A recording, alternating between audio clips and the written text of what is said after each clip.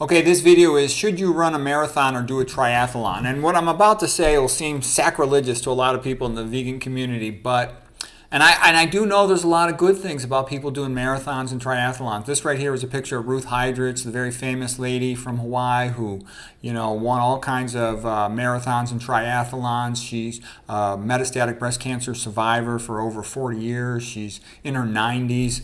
Okay, she works at the Vegan Society of Hawaii. And anyways, it worked great for Ruth Hydrich. A lot of other famous vegans like Jeff Nelson, they like to run long distance races. There's famous vegan athletes like Michael Arnstein, the ultra marathoner, like Durian Rider, the Tarahumara. I know all of that. And I know it's like social status symbol in the vegan community, especially to run a marathon, do a triathlon. You get bragging rights, great photo opportunity for social media. When I was in high school, I knew a bunch of cross-country runners, and they had by far the highest SAT scores of all the students in the high school. However, here's my statement. I think for most people, they should limit their running distance to the 10-kilometer race, 10K. It's just 6.2 miles. Because I see a lot of problems in runners, lots of them. Shin splints, Achilles tendonitis, other leg, foot problems. Most long-distance runners don't look that good. They're all skinny and wimpy. I like the way sprinters look a lot better. They're more muscular, okay? I would rather look like that. I don't like swimming in pools. You inhale all the chlorine. When I was at Stanford University, they were like national champions in swimming, but I never met a smart swimmer, okay? I think, inhaling all that chlorine every day makes you stupid.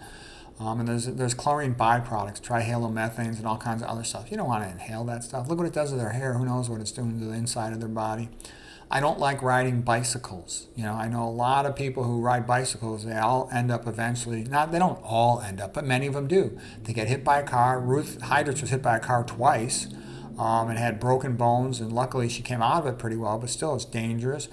I remember, teachers when I was in school that got hit by cars. Some of them died because who used to ride their bike every day to work in the streets. The other thing is sitting on a hard bicycle seat. I wonder if that could increase the risk of impotence, okay? I'm not a big fan of this triathlon stuff, okay? And like I said, they look wimpy. They don't look strong and muscular and robust.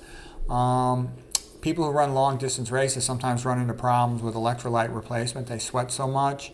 If you drink too much water, you end up with the risk of hypoosmolarity, which can cause brain damage, from brain swelling, central pontine myelinosis. Now, you can avoid that drinking something healthier, like, some version of Gatorade-like sports drink or that Martins, or however, if you're drinking all these sweets, a lot of them eat sweets during these long-distance competitions, you can destroy your teeth. That's not good. Those dental implants, dental fillings, are all full of toxic metals. And then here's another big thing. You only have so much time in life. Most of us have to work, a job 8 hours a day. And then we spend another third of the day asleep. So you've got that one last little third of the day to live your life in freedom, so to speak. And what do you want to do with it? Do you really want to spend it training for marathons and triathlons? It takes a lot of time to train for a marathon and a triathlon. Is that the best thing you could do with your time? Maybe it is for you. Maybe you love it. Maybe you're just real good at it. Makes you happy. Great. If it makes you happy, then go for it. But I just think for a lot of people, they don't really have the time to do that, and they might have the time better spent, like, spending time with their family, spend time with their kids, have some kids, okay? A lot of these women, sometimes I see them, they have a career, and then they run marathons. Well, where are you going to find time for having babies and taking care of your kids in the long run? I think that'll bring you more happiness. Also, most people are poor. They don't have any money. They need to work more hours to make money. How can they have time to be doing all this training, okay? And then remember the Greek guy who ran a marathon to get the marathon, Phidippides. He died. Okay, now that's a little bit over the top, but here's a couple more photos. Here's Michael Arnstein. He's a famous guy. He was a fruitarian, and he was running these ultra marathons. He's a fit-looking guy, and he moved out to Hawaii. Here is Scott Jurek, this sort of like American ultramarathoner, running with one of the Tarahumara champion ultramarathoners. They live in northern Mexico, Copper Canyon. Sierra means like a saw, Sierra Madre Mountains, because it's a range of mountains. Here's one of the books written by Scott Jurek, and he's talking about ultramarathon and his visit to the Tarahumara. Here's the Tarahumara. Copper Canyon, Mexico, Sierra Madre, and they're all fit. Every guy in town can run 100 miles in 2 days, so it's quite extraordinary. They don't have any cars. Ruth Heidrich also went out and visited them. There was a guy named McDougall, but it wasn't Dr. John McDougall. It was Christopher McDougall who wrote a book about them called Born to Run. Here's a paper about the risk of atrial fibrillation in endurance athletes. And again, this can be due to electrolyte abnormalities. It can be due to coronary artery calcifications. But there is some risk of this. I have internal medicine doctor friends that tell me about patients who run a lot and ended up in atrial fibrillation. Also, I read a couple of books on atrial fibrillation. I wrote a book myself about atrial fibrillation. And endurance athletes have an increased risk of atrial fibrillation. They really have to be careful about their diet and their health that they don't end up in AFib. Okay, here's Phidippides. He ran 150 miles to Sparta and back to ask for help when the Greeks fought the Persians. And then later on, and they won the Battle of Marathon. He fought in the Battle of Marathon and then had to run 26 miles back to Athens to announce the victory. And after that, he immediately died.